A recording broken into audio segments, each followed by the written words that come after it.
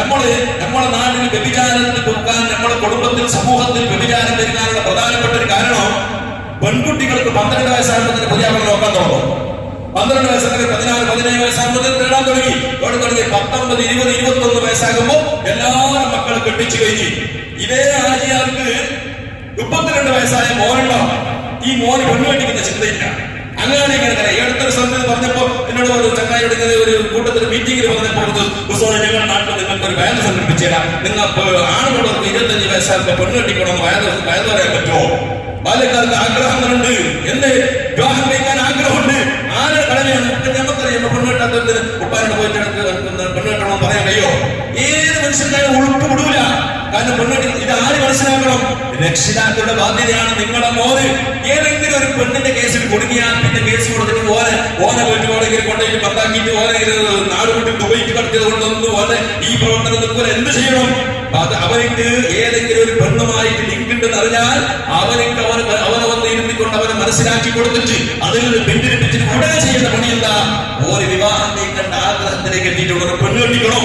ഇസ്ലാം നിയമിച്ചതാണ്. എന്താ നമ്മൾ വിചാരിച്ചത്? പെണ്ണുകുട്ടികളെ കെട്ടിക്കൽ മാത്രമാണ് നമ്മുടെ കടമ. ആൺകുട്ടികൾക്ക് 22. എത്ര നമ്മുടെ ജമാഅത്തിൽ നിങ്ങൾക്ക് 30 വയസ്സ് കഴിഞ്ഞിട്ട് കല്യാണം കഴിക്കാത്ത എത്ര ബാല്യക്കാരില്ലേ? എന്തേ കാരണം? ഉപ്പമാരുടെ ബാധ്യതയാണ്. അങ്ങനെ വ്യഭിചാരത്തിൽ നിന്ന് തടയാനുള്ള ഏറ്റവും വലിയ വഴി വിവാഹം കഴിക്കലാണ്. റസൂലുള്ളാഹി തങ്ങൾ പറഞ്ഞില്ലേ, നിങ്ങൾക്കൊരു അന്യ പെണ്ണിനെ കണ്ടിട്ട് നിങ്ങൾക്ക് വികാരം തോന്നിയ മനുഷ്യ സഹജമായിട്ട് ഉണ്ടാകുന്ന പ്രകൃതിയല്ലേ, കാരണം പിശാചുള്ള തടിയല്ലേ. നിങ്ങൾ റസൂലുള്ളാഹി നിങ്ങൾ പഠിപ്പിച്ചത് കല്യാണം കഴിച്ചവൻ അവർക്ക് എന്തെങ്കിലും ഇങ്ങനെയുള്ള വികാരം നൽകിയാൽ ഉടനെ അവർ ബാല്യമെടുക്കലേക്ക് ചെല്ലണമെന്നാണ് റസൂലുള്ളാഹി തങ്ങൾ പഠിപ്പിച്ചതാണ്. എന്റെ ഇസ്ലാം 4 കല്യാണം കഴിക്കാനുള്ള അനുമതി കൊടുക്കുന്നതാണ്. ഇതിനൊക്കെ ശാസ്ത്രീയപരമായി നമ്മൾ ചിന്തിക്കണം. നമ്മൾ വരെ ആരെങ്കിലും എന്ന് പറയുമ്പോൾ പിന്നെ 4 കെട്ടാൻ വേണ്ടി ഇസ്ലാം പറഞ്ഞു. ഇസ്ലാമിനെ വിമർശിക്കുകയില്ല. ഇസ്ലാമിന്റെ നിയമം എന്താണ്? ഒരു ഭാര്യയെ കെട്ടിയിട്ട് ഒരു കല്യാണം കഴിച്ചിട്ട് അവർക്ക് അത് മതിയാകുന്നില്ല. അവന്റെ വികാരം തീർക്കാൻ ചിലപ്പോൾ അവർക്ക് മതിയാകുന്നില്ലെങ്കിൽ രണ്ടാമത് കെട്ട ഒരു ഭാര്യയെ കെട്ടാം, രണ്ടാമതൊരു പെണ്ണ് കെട്ടാം, 3 കെട്ടാം, 4 കെട്ടാം എന്ന് ഇസ്ലാം പഠിപ്പിച്ചത് വളരെ വ്യക്തമായി മനസ്സിലാക്കേണ്ട വിഷയം. അപ്പൊ നമ്മൾ എന്ത് വേണം? നമ്മുടെ ബാല്യക്കാർക്ക്, നമ്മുടെ നാട്ടിലുള്ള നിങ്ങളുടെ മക്കൾക്ക് നിങ്ങൾക്ക് എന്ത് വേണം? അവൻ നമ്മുടെ ആൾക്കാർ പറയുന്നതിനെ നിർത്തുകയാണ് പ്രധാനപ്പെട്ട കാര്യം. പൈസ വേണ്ടത് അതിന് എത്ര പൈസ വേണം?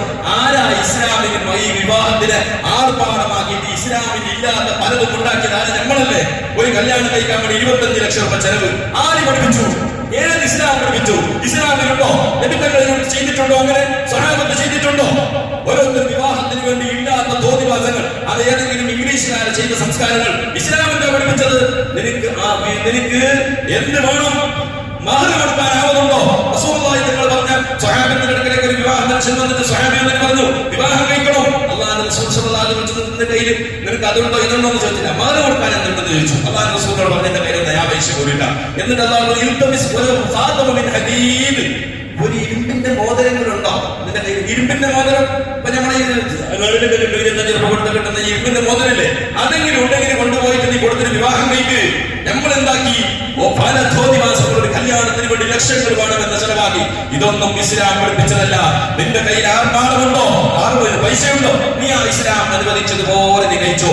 ഇല്ലെങ്കിൽ നിന്റെ കയ്യിൽ മഹർ കൊടുക്കാനുള്ള പൈസ ഉണ്ടെങ്കിൽ അത് കൊടുത്തിട്ട് നിന്റെ മകനിക്ക് പെണ്ണ് കെട്ടിച്ചില്ലെങ്കിൽ ആ വിവാഹ പ്രായത്തിൽ 25 വയസ്സായ മകൻ വ്യഭിചാരം ചെയ്തു.